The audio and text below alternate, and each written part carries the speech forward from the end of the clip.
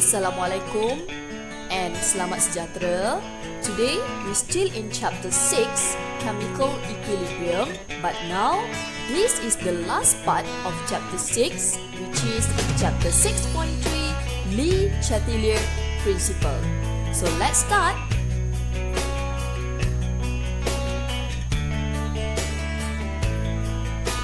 Okay, so this is the overview of this chapter. So we are going to look at the definition of Chatelier principle, and then we are going to look at the effect of factors on a system at equilibrium by using Chatelier principle.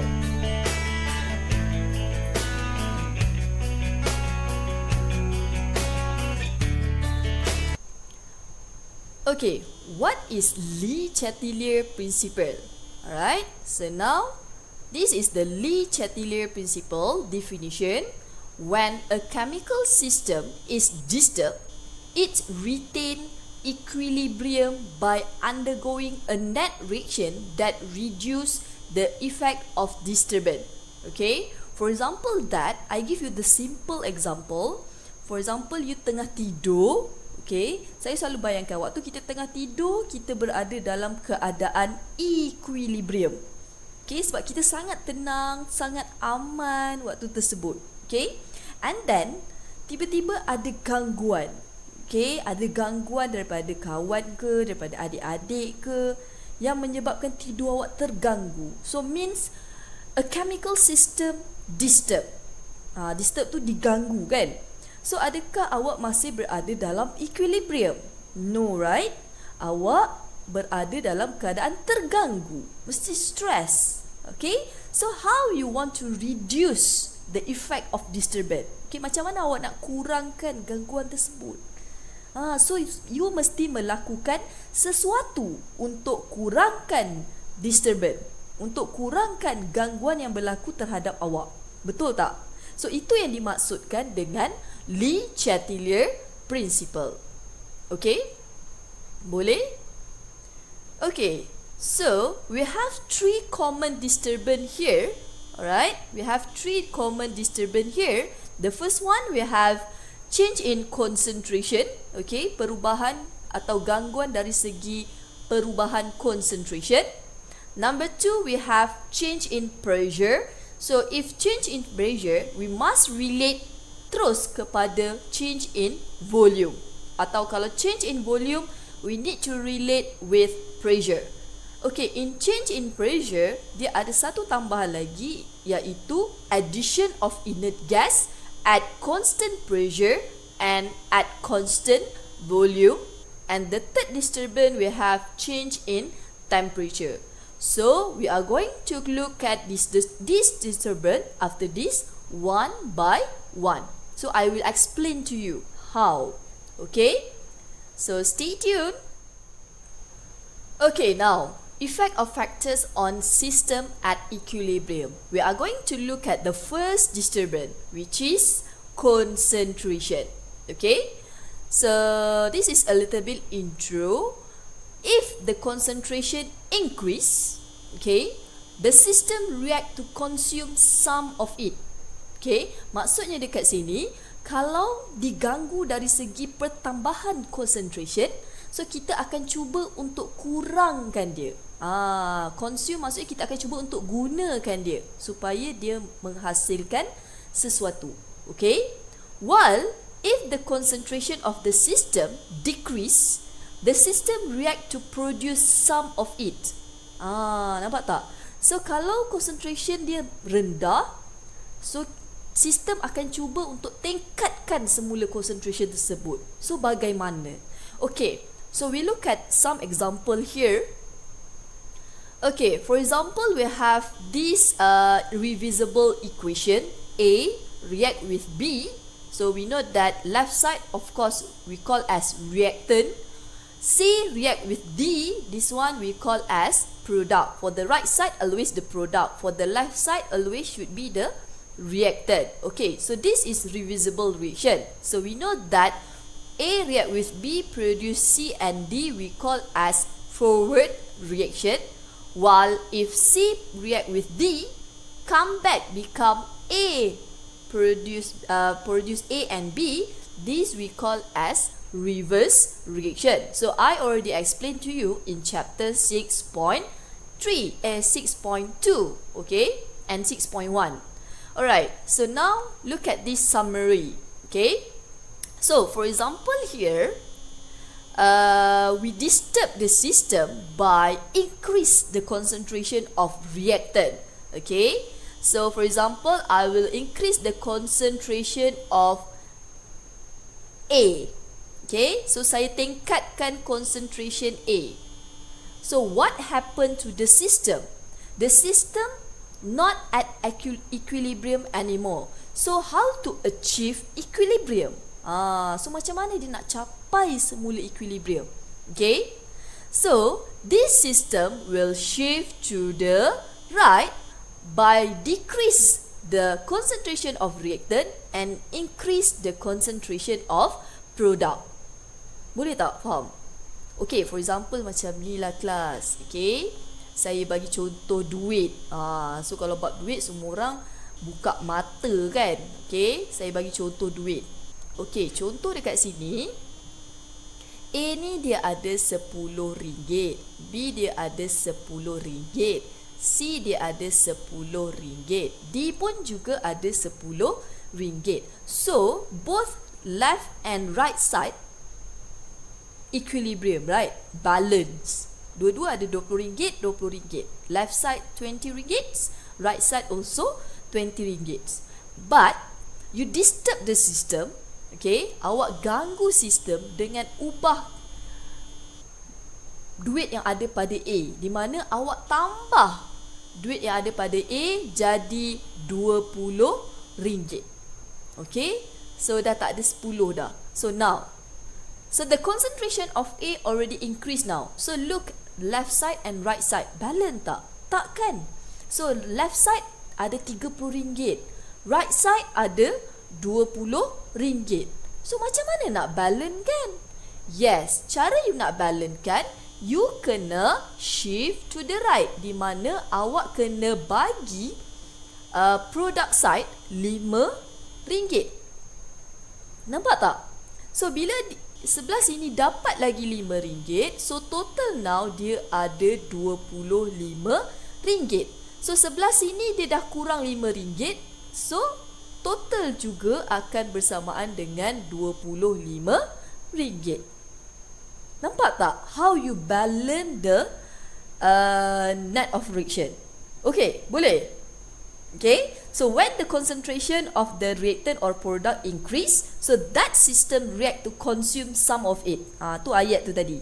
Okay, boleh? Alright. Okay, so how about if I decrease the concentration of product? Contoh, saya kurangkan concentration of D. See? So saya kurangkan concentration of D. Okay, asal tadi yang ini ada 10, ada 10, yang ni pun 10, yang ni 10. Tapi now I'll decrease the concentration of D. Saya ganggu, okay, di mana saya kurangkan daripada 10 jadi 5. Okay, so macam mana you nak balance kan balik? Okay, supaya kiri dan kanan balance. Yes, so reactant part dia kena bagi sikit duit dia kepada product part. So means this system will shift to the right also. Means the concentration of reactant will decrease while the concentration of product will increase. So this is how you reduce the disturbance that occur here. Boleh? Alright. So the value of K remain unchanged. K tu apa? Yang kita buat formula KC or KP expression. So di mana nilai K tidak akan berubah jika kita disturb the concentration of reactant and the concentration of product. So be careful here. Alright? Okay, next we look at the effect of pressure. Okay, just now I said that pressure we need to relate direct with volume. Okay, so if you still remember in chapter 5, I already discussed about the relationship between pressure and volume, means pressure and volume inversely proportional. If pressure increase, the volume will decrease, or pressure decrease, the volume will increase. Okay, so please take note. Alright, so only the system with gaseous component involved in change of pressure. Okay, so take note here. So if you have liquid, if you have solid, it will not disturbed by the pressure changing. Okay, and then pressure change can occur in 3 ways. Okay, the first one, changing in concentration of gaseous component. Okay, so we are going to look at the example after this. Adding inert gas. Inert gas means group 18. Okay, we have helium, we have neon, argon, like that. Okay, changing the volume of the reaction vessel. Okay, so this is 3 ways of pressure change, the disturbance. Okay, and now we look at the example. Okay, so for example, we have A react with 3B, produce C and D. Okay, so now look at the mole.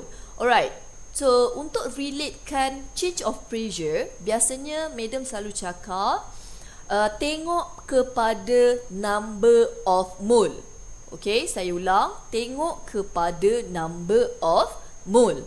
Okay, contoh dekat sini, look at the reactant side. How many mole we have here?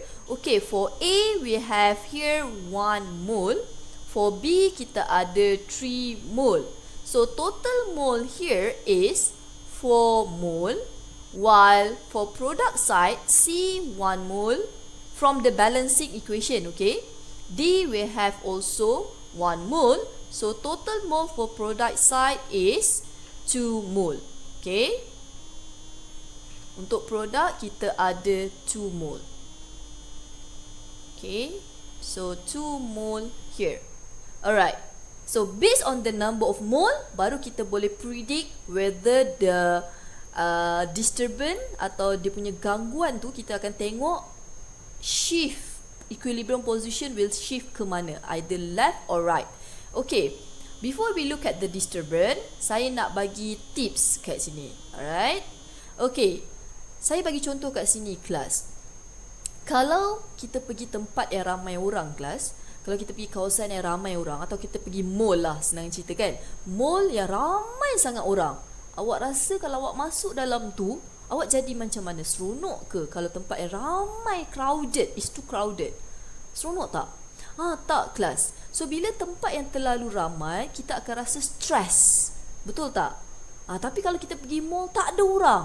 For now kan, sekarang tengah COVID-19, pergi mall memang tak ada orang.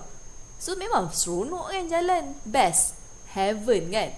So like that class, awak boleh guna konsep tu in this effect. Okay, in this pressure effect. Okay, so saya anggap contoh dekat sini kelas, 4 mole lebih banyak daripada 2 mole. Faham tak?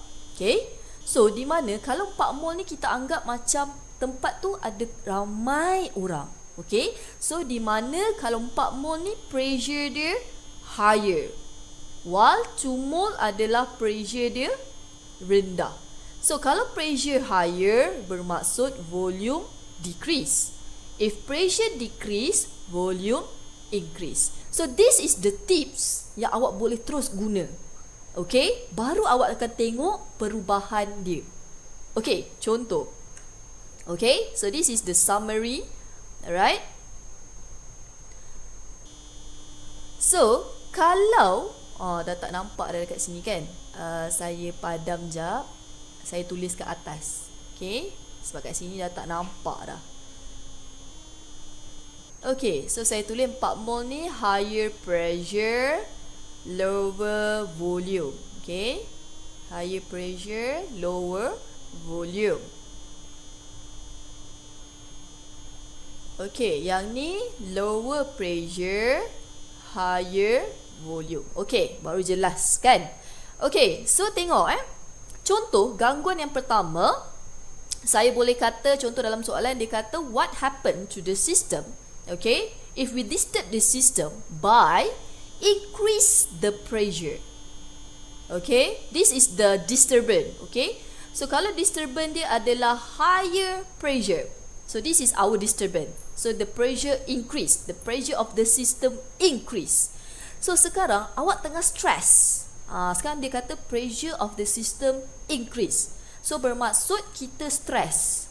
So kalau kita tengah stress, adakah kita akan pergi ke tempat yang ramai orang? Tak kan? Kita akan pergi kawasan yang tak ramai orang.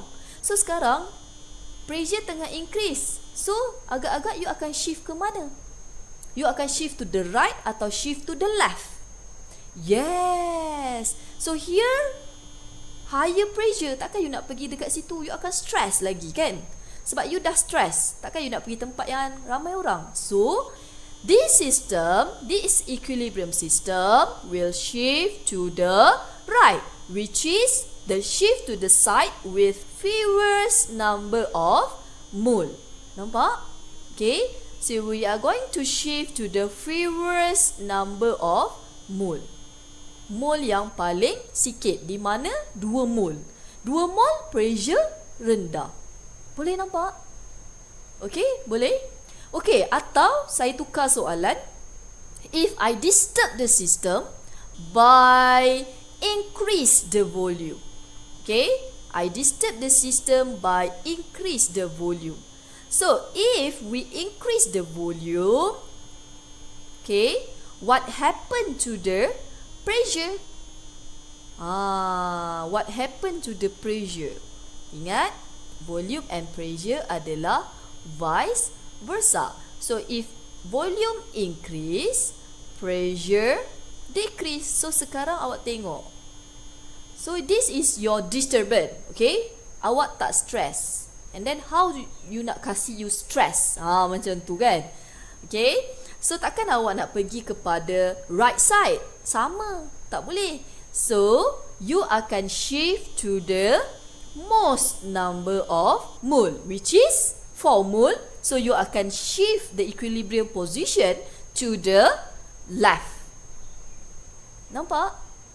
Boleh? So you akan shift to the left. Okay, from 2 mole to 4 mole. Boleh kelas? Okay, so you can apply this concept in the question after this. Okay, here the value of K also remain unchanged.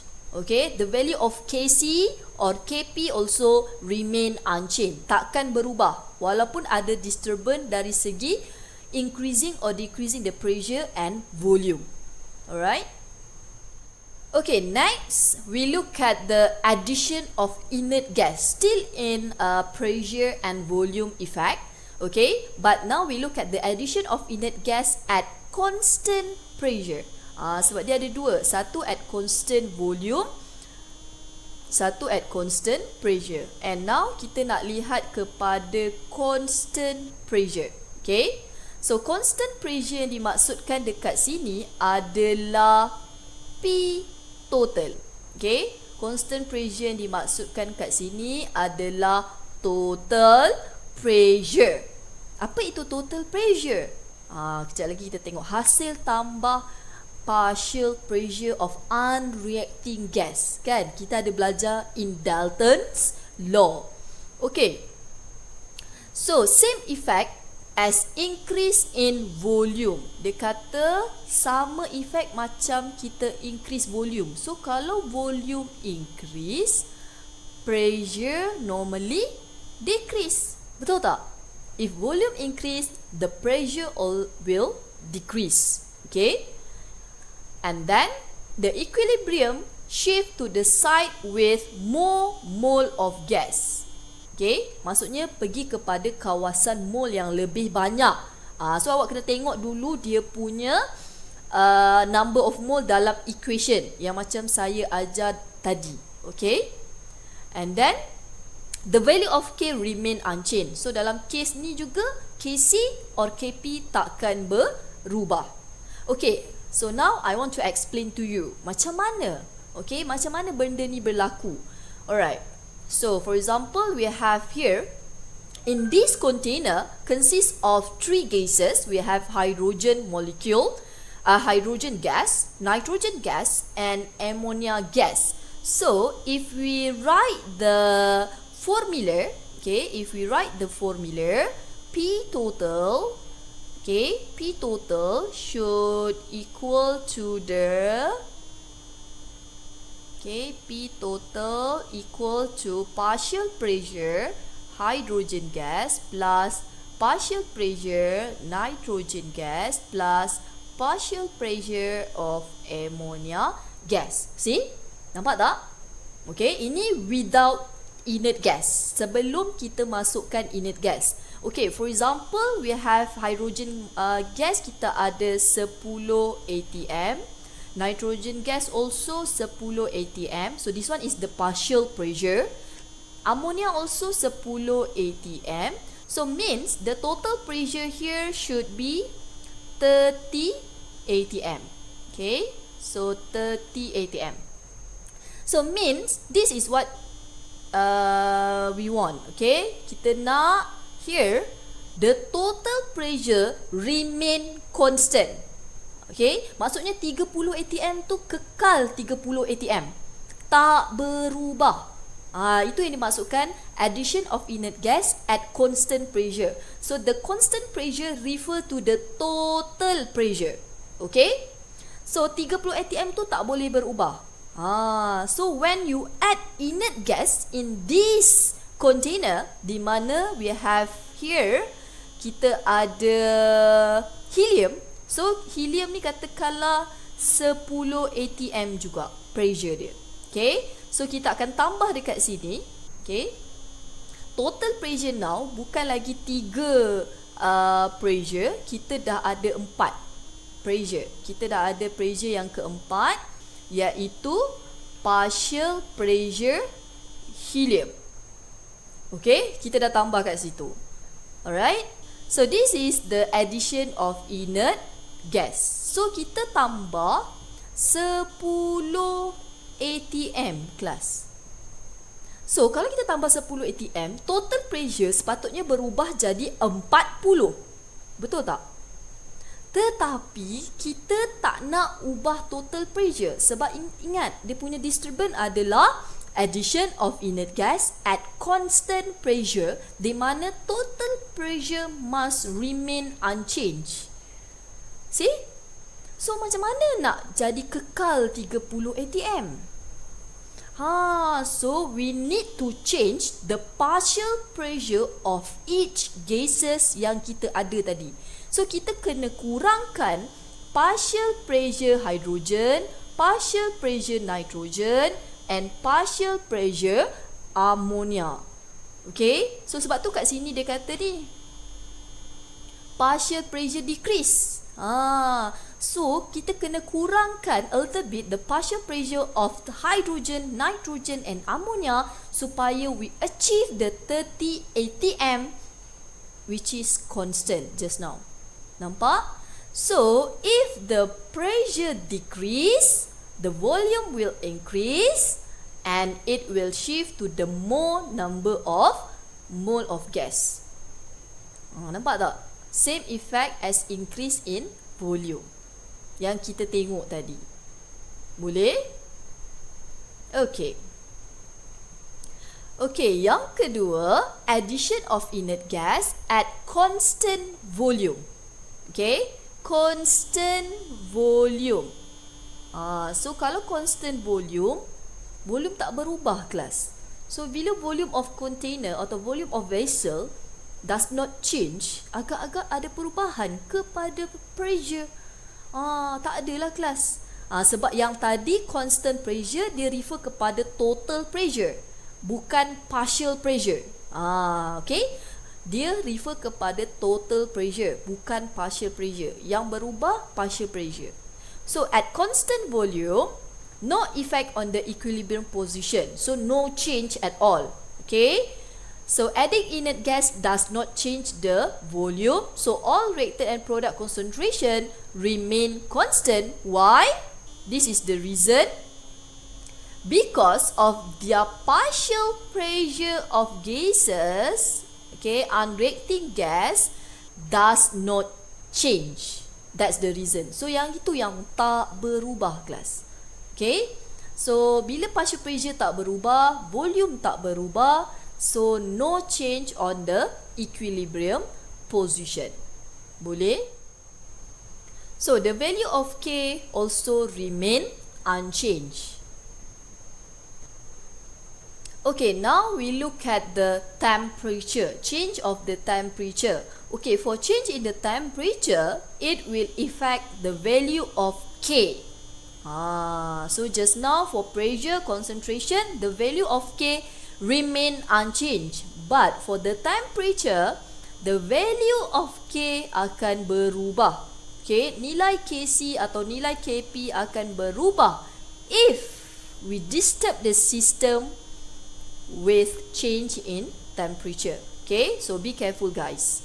Okay, before we look at the disturbance of the temperature, so the things that you need to understand is,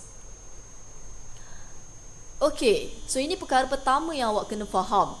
If we disturb the system by increasing the temperature, okay, maksudnya kita naikkan temperature, maksudnya we are going to adding heat. So, it will favorable the endothermic reaction atau endothermic direction. Okay, sebelum ni korang pernah belajar endothermic maksudnya we are going to absorb heat. Okay, endo maksudnya dia akan absorb heat. So, kalau kita berada dalam temperature yang tinggi, temperature yang panas, mesti keadaan yang panas, so kita akan cenderung untuk absorb heat tersebut supaya kita kurangkan kepanasan. Nampak Okay, saya ulang. Kalau contoh awak berada dalam dewan kuliah, kelas. Okay, dewan kuliah tak ada aircon. Bayangkan tak ada aircon. Kau rasa? Sekarang ni awak bayangkan dewan kuliah awak tu adalah sistem. Okay, so bila sistem berada dalam keadaan panas, okay, bila sistem berada dalam keadaan panas, so awak semua yang berada dalam dewan kuliah tu dianggap sebagai gas partikel. Okay, awak semua saya anggap sebagai gas particle. So, setiap orang daripada awak mesti absorb heat. Kalau awak release heat, dewan kuliah lagi panas. So, bila dewan kuliah panas, setiap orang daripada awak kena absorb heat. So, bila absorb heat, itu adalah proses endothermic. Nampak? So, higher temperature, dia akan cenderung untuk pergi kepada proses endothermic. Okay, fahamkan ni? If the temperature of system decrease, maksudnya dewan kuliah sekarang sangat sejuk. Aircon dah okey kan? Okay, so bila aircon dah okey, you all kan akan rasa sejuk. Betul tak? So macam mana nak seimbangkan kesejukan you all dengan kesejukan dewan kuliah? So, dia akan favorable exothermic direction. Okay, di mana setiap orang daripada you all ni, okay, kena release heat. So, bila awak bebaskan haba, awak tak adalah rasa panas sangat.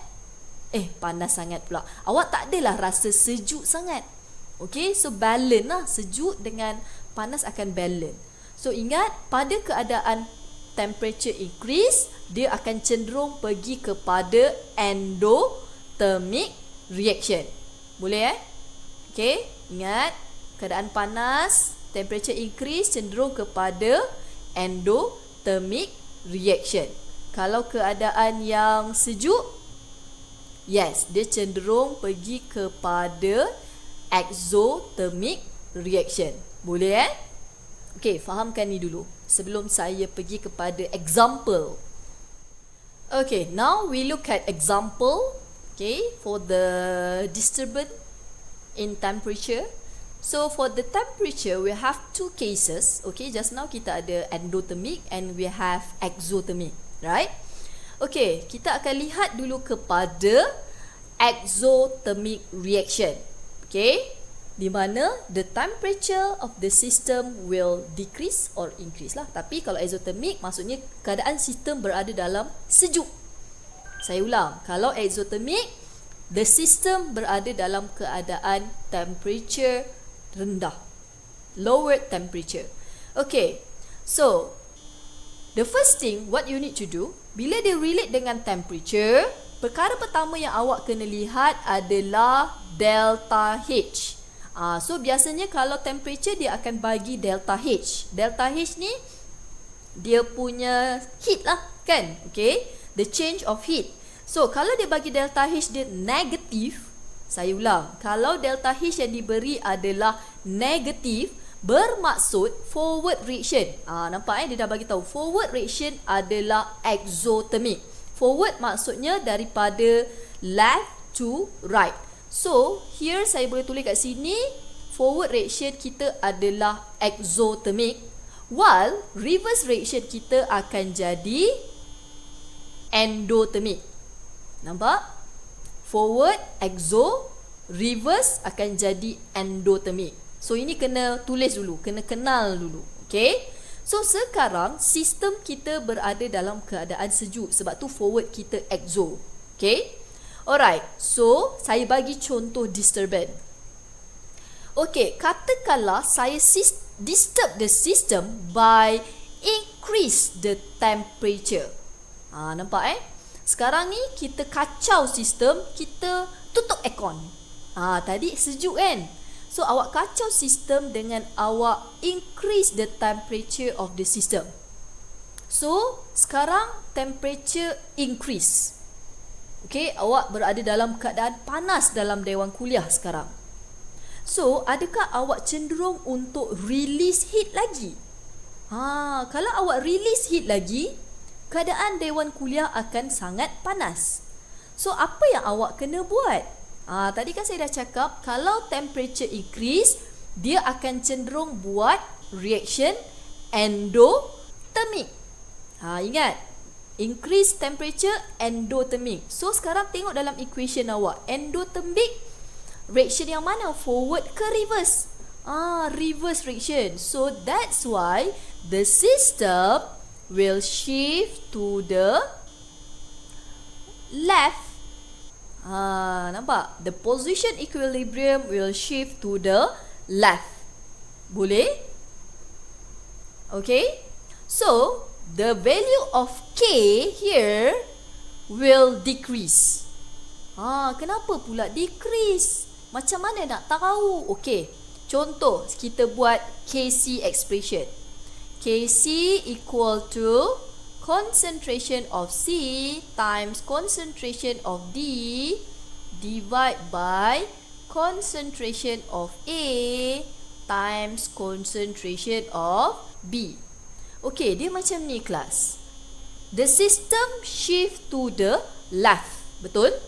Sebab dia nak balancekan balik sistem awak. Okay?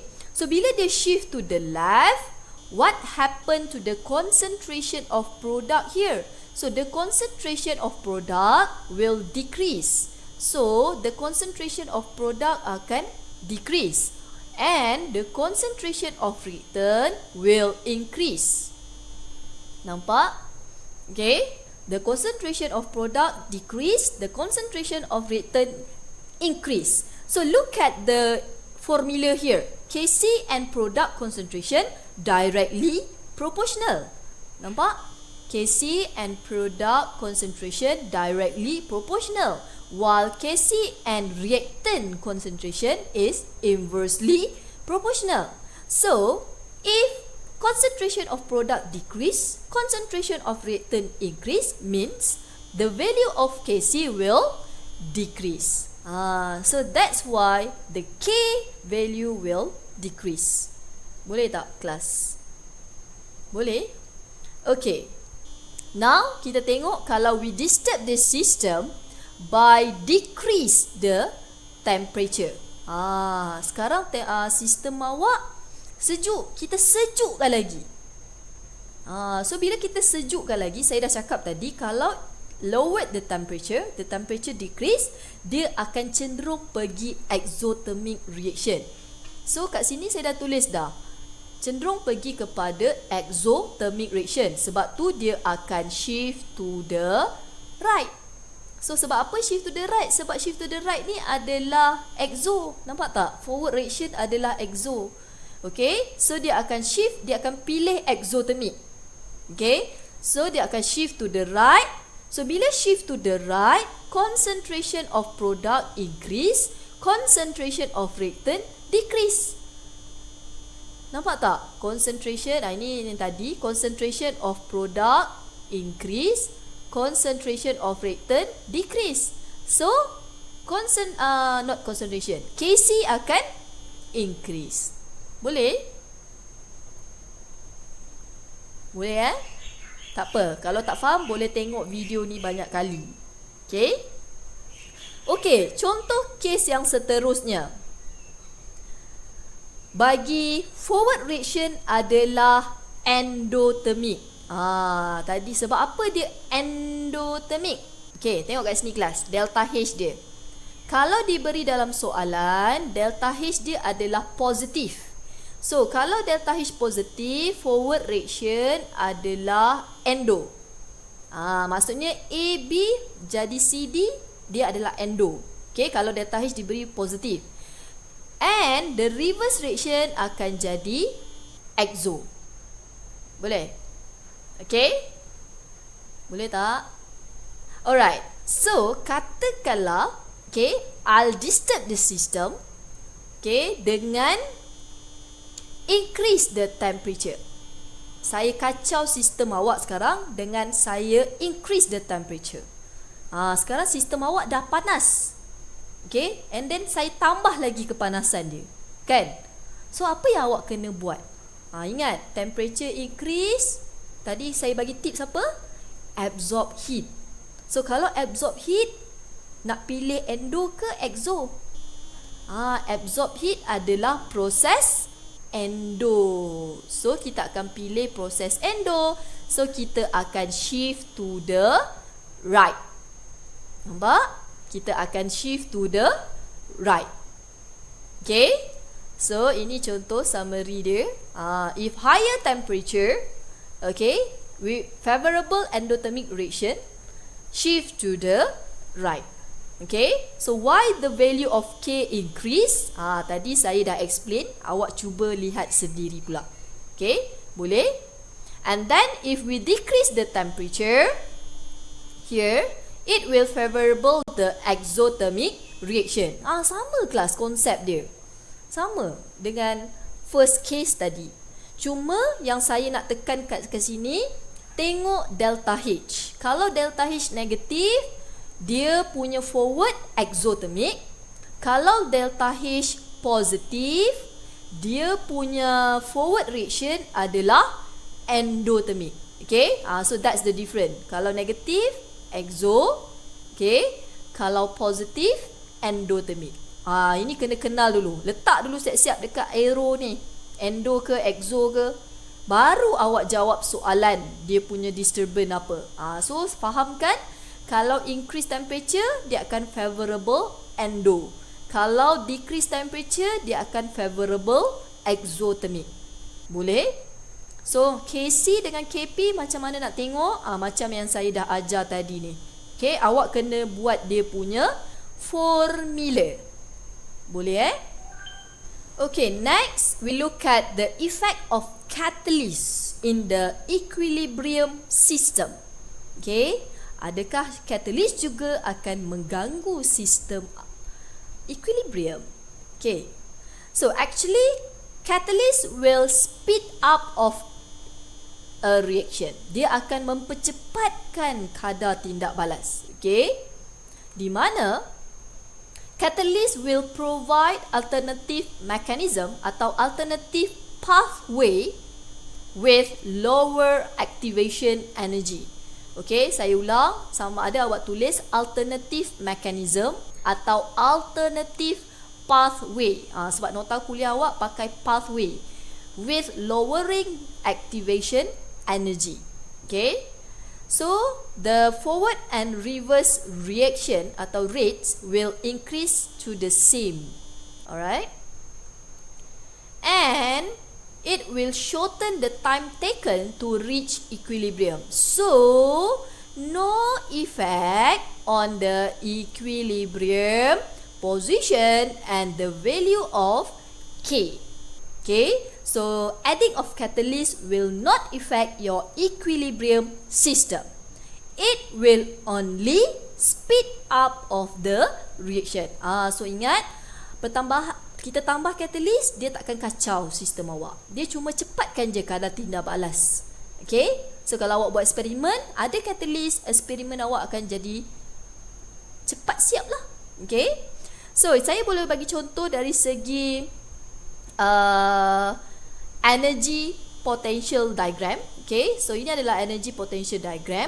Contoh kalau awak ada reactant dengan produk kat sini, kalau kita guna catalyst dengan without catalyst, awak boleh tengok kat sini So activation energy untuk without catalyst lebih tinggi. Maksudnya daripada reactant nak jadi produk, dia ambil masa yang agak lama. Tetapi kalau ada catalyst, dia akan shortkan awak punya masa dengan dia provide alternative pathway. Maksudnya dia bagi jalan lain untuk cepatkan kadar tindak balas awak. Nampak Okay, so daripada energy potential diagram ni awak boleh lihat apa beza with catalyst and without catalyst. Kita lihat kepada Haber process. Okay, untuk Haber process, ini yang kita guna dalam industri preparation of ammonia. Alright. Okay, industry of preparation of ammonia, contoh nak jadikan ammonia ni. Okay, macam mana kita nak hasilkan ammonia. So awak kena reactkan nitrogen gas with hydrogen gas, baru you boleh hasilkan ammonia. So dekat sini dia punya delta H adalah negatif. Nampak tak? Negatif. Okay, so negatif maksudnya apa kelas? Maksudnya apa kalau negatif? Yes, maksudnya dia punya forward reaction adalah exothermic, reverse reaction dia adalah endothermic. So, macam mana dia apply Le Chatelier principle ni dalam Haber process in industrial? Okay, so kalau dalam kilang nak prepare ammonia, dia apply benda ni kelas. So, dia minta awak suggest. So, macam mana kita nak tingkatkan penghasilan ammonia? So, bagi cara macam mana nak tingkatkan penghasilan ammonia, ini boleh tanya dalam soalan dalam soalan dia boleh tanya macam mana nak tingkatkan, how to maximize the product. Okay, so the yield of product, macam mana kita nak hasilkan produk yang banyak. So awak kena fikir apa cara, apa disturbance yang awak kena buat untuk hasilkan produk yang banyak. Okay, so maksudnya nak hasilkan ammonia yang banyak, you kena jadikan sistem ni shift to the right. Okay, awak kena jadikan sistem ini shift to the right. The position of equilibrium will shift to the right.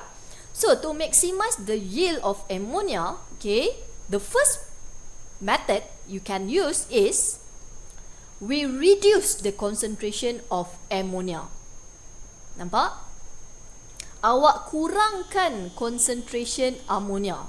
So, kalau awak kurangkan concentration ammonia, left and right side dah tak balance. So, macam mana nak balance kan dia?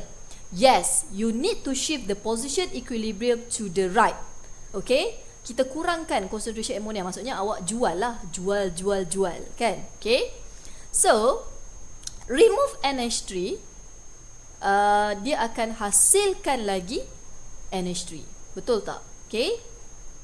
So, step yang kedua adalah reduce the volume, increase the pressure. Okay, so tengok dekat dalam equation. Tengok dalam equation. Dekat sini, nitrogen 1 mol, hydrogen 3 mol. Total berapa? 4 mol. Ammonia 2 mol.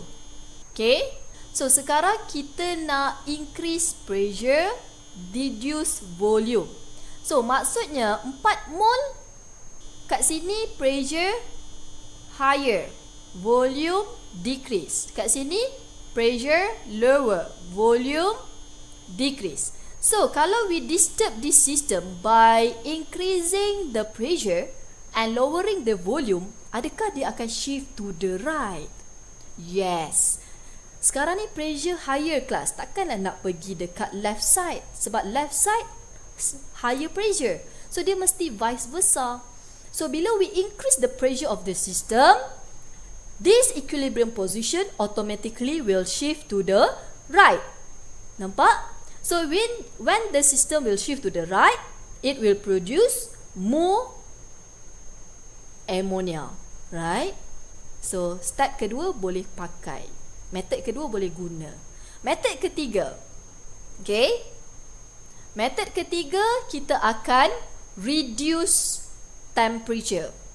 Okay, kita akan reduce temperature. So if we reduce the temperature, okay, so dia akan favorable endothermic ke exothermic? Saya kata kalau temperature rendah, dia akan favorable. Yes, dia akan favorable endothermic reaction. So bila dia favorable endothermic reaction, dia akan pergi kepada right side, produce more ammonia. Boleh kelas?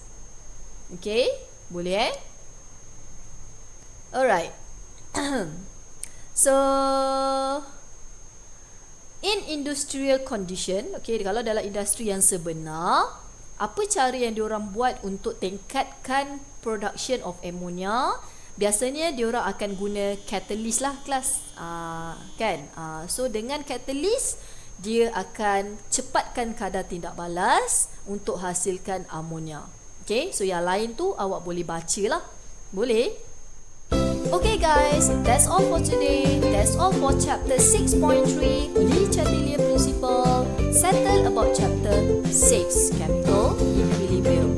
That's all. Bye guys. Thank